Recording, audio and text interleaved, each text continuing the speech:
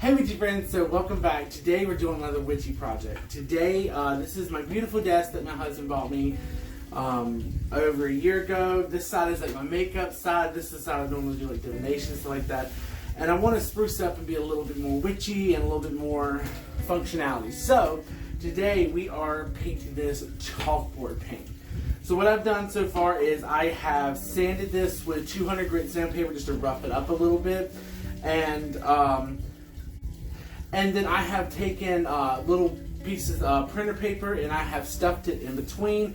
That way it has a barrier. Tape was not working, so I did that. So what we're doing now is we've already cleansed it with rubbing alcohol, got rid of all the dust. And what we're doing now is we're going to go ahead and start painting. I've already mixed it up. It doesn't really smell like anything. And we are just going to start.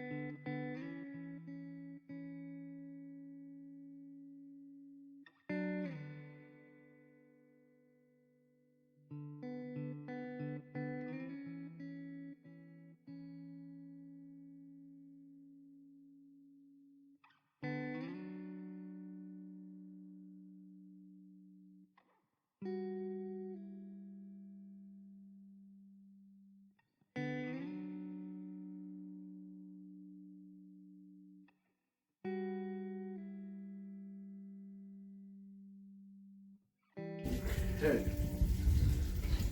Now we're going to tighten this back up just so it's even. Okay, and I'm going over some high points because I don't want it to be too uneven. But I did want it to have some like weird texture because I did a flat one on my altar over there and I really like it, but I really wanted this to have a little texture. Cat hair. Alright, the weird thing about chalkboard paint is it has to dry and cure for 48 hours before you can draw on it. But I'm going to let this dry completely, not cure, I'm going to let this dry completely. And then I'm going to put the second coat on it.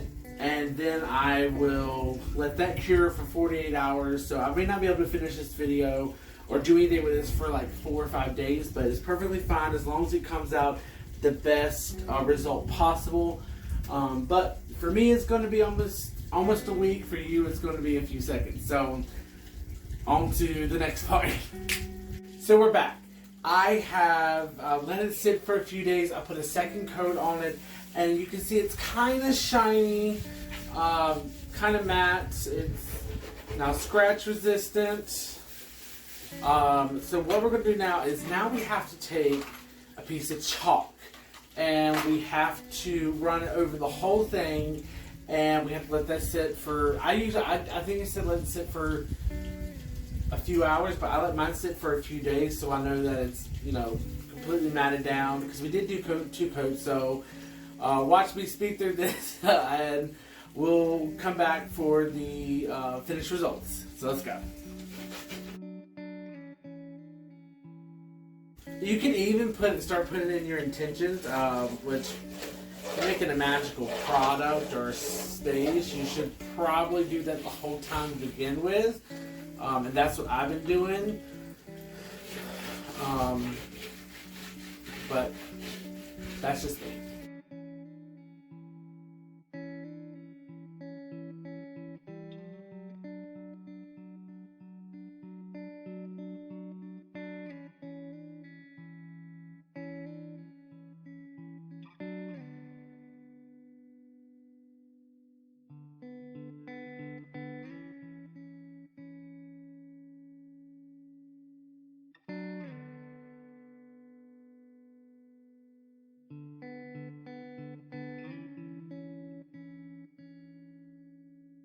Okay, now that we have it completely covered, I'm going to whoosh it around.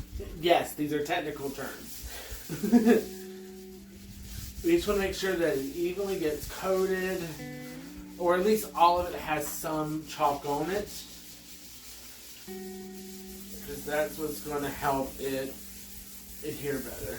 Also, besides a chalkboard for magical purposes, spell work, and divination, because I plan on doing like tarot grids and stuff like that on this. But do you use chalk in your practice? I personally use chalk to set boundaries, for protection. I put it at my front door, all different kinds of stuff. Chalk's very inexpensive, and it is. There's even recipes online that you can make your own, but I don't know how to do that. So, right now we're using Crayola. So, we are back, and we have let the chalk sit on there for 3 days. I didn't need to technically leave it that long, but I wanted to make sure everything was fully dried, fully cured, because we did have to wait 48 hours before we could put anything on it, because it has to completely like mat down. And I am happy with the way it went. I just, once I did it all over, I then went around and swirled it around so everything's evenly distributed. Now we're going to do some protection symbols and stuff like that. And I'll end up wiping this off before I do the next thing, because that's what I love about chalkboards, is that technically, if I was to draw, let's just say that was a rune or a protection sigil, technically, I just erased it, but technically it's still there until I take something like rubbing alcohol or charged water or any type of water, and I actually make it crystal clean. So technically it's still there, my magic is still there, but I'm able to do something else on top of it and no one else is able to see it. So right now I'm going to go in with some sigils that I have made. If you would like another video on sigils, I'd be more than happy to do a more planned out version. There's one on my channel here that's very quickly done, because someone messaged and said, hey, do you have a video or something of how to create sigil right quick? I really need one right now. So I was like, sure. Blah, blah, blah. I think I actually did it at work, if I'm not mistaken. So let's draw some runes. Let's draw some sigils, and here we go.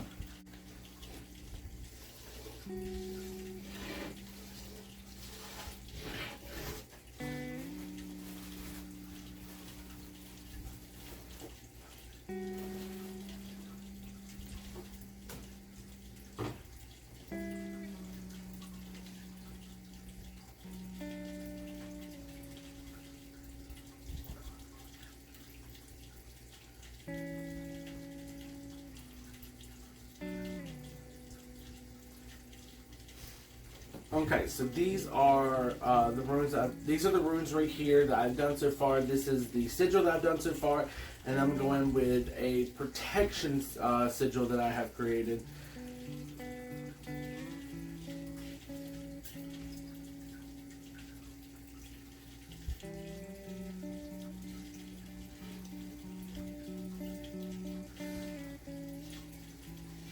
Then we have the masculine. kind of feminine represented. And I think that this is good. So what I'll do now is, like I said, just because you won't be able to see it does not mean it's not technically there, because I don't plan on actually cleaning it. So, so my protection runes will still be there. Go ahead and buff those in, technically. And then I'll go after my protection.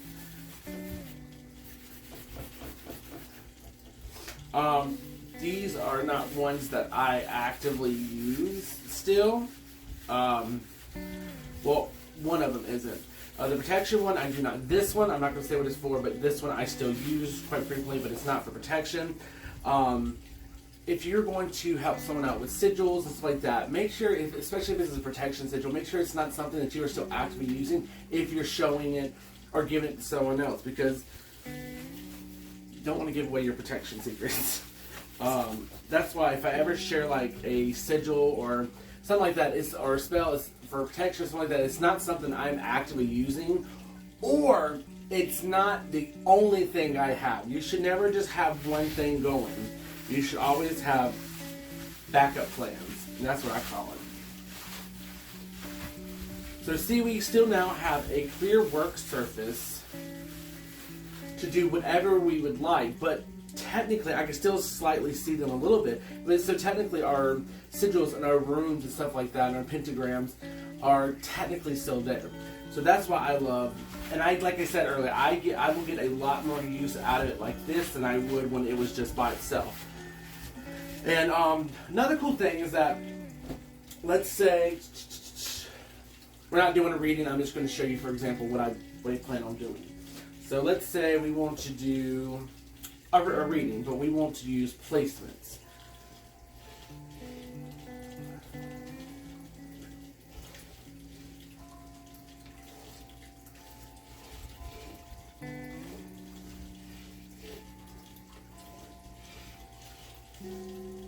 My boxes are a little out of whack. Let's say we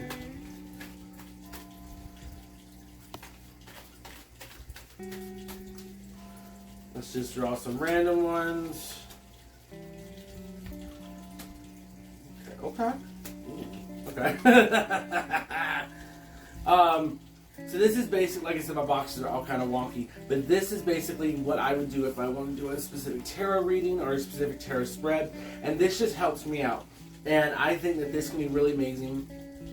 I have seen people do this with chalkboards you can buy at the store. I've seen people do it with cutting boards. The chalkboard paint is sometimes a little bit on the pricier side. I got mine from Lowe's, and it was fairly cheap because it was on discount because someone bought it and then brought it back. So it was like $4, which is a really great deal. It's a pint of it, and I've had it for months and months and months because I've done a few projects where I've done this. I've done my working altar over there. I've done a few other things, and I think that it is really, really cool. It's really handy to have something. Also, I've heard witches use dry erase boards, which is really cool. I prefer chalk because chalk symbolizes to me also protection, and chalk can be good for setting a boundary.